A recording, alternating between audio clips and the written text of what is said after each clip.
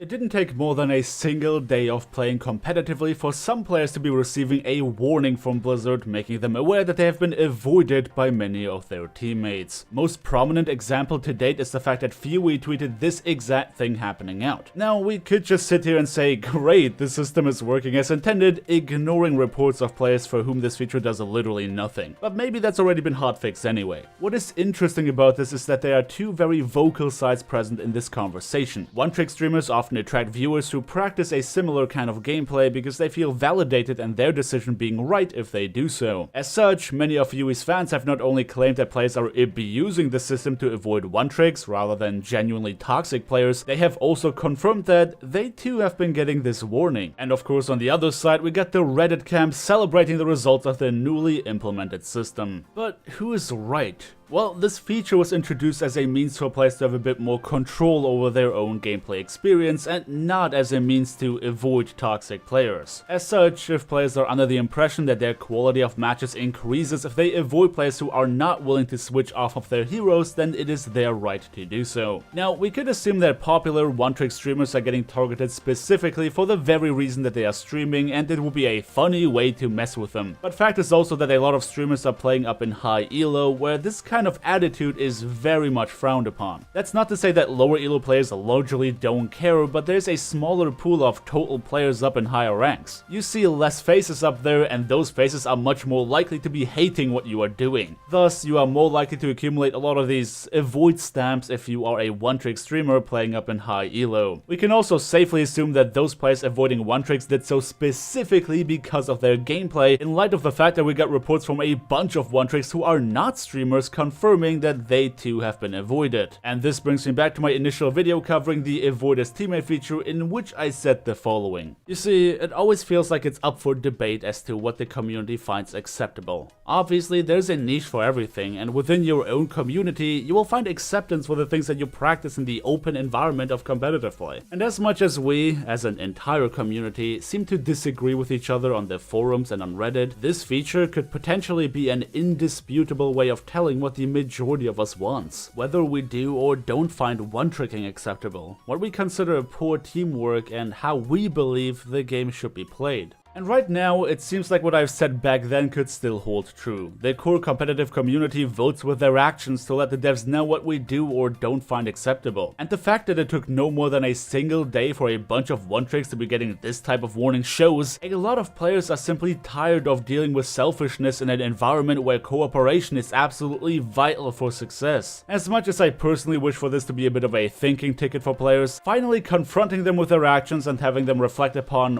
why others do not want to play with them, it's really difficult to feel like this does anything for the mentality of players, since Blizzard has not only been acceptant, but also very protective of one-tricking in the past. Players who get muted for too many reports of abusive chat often start thinking about how they communicate with others, because it is a very black and white kind of warning that puts their mistakes in front of them. Whether they actually end up changing or not is another story entirely, of course, but nobody over at Blizzard has ever defended or excused toxicity and abusive communication habits. Thus, we all knew, with the power of common sense, that it was a bad thing to practice. Rather than having players realize that others just don't want anything to do with them, they are starting to call this abuse. I mean, when the reporting feature was first overhauled, players used it to make Blizzard aware of their stance on what they considered poor teamwork. But Blizzard did not listen to them. In their eyes, our perception of one-tricks being bad teammates was simply wrong. They defended and excused selfishness, and by that, forever marked it as acceptable.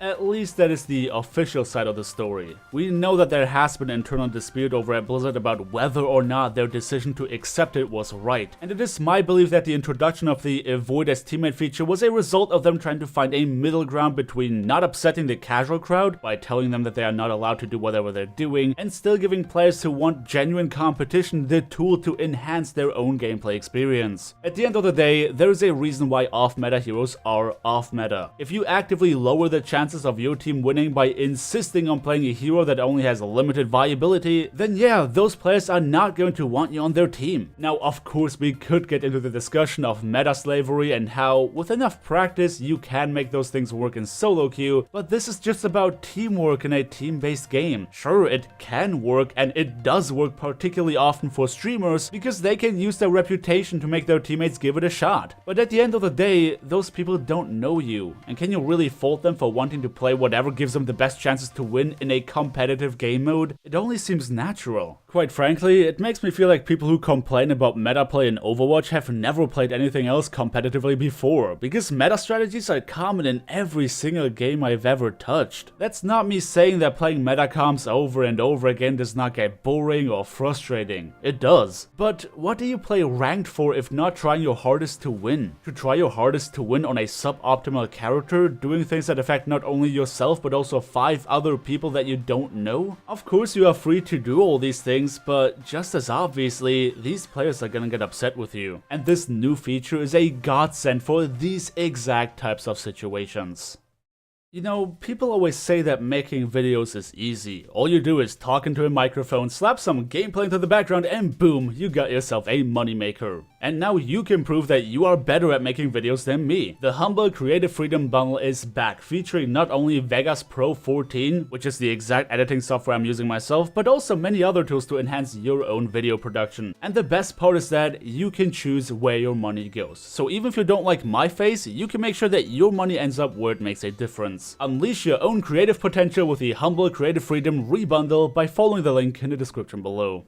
This is gonna wrap up my video for today, talking about one-tricks getting avoided in masses in no less than a single day of playing competitively. As always, my friends, leave all of your thoughts and opinions on the subject in question down in the comment section below. But until then, thank you everybody so much for watching. Don't forget to drop me a like on your way out if you enjoyed the video, subscribe if you want to see more, and I hope to see you all next time.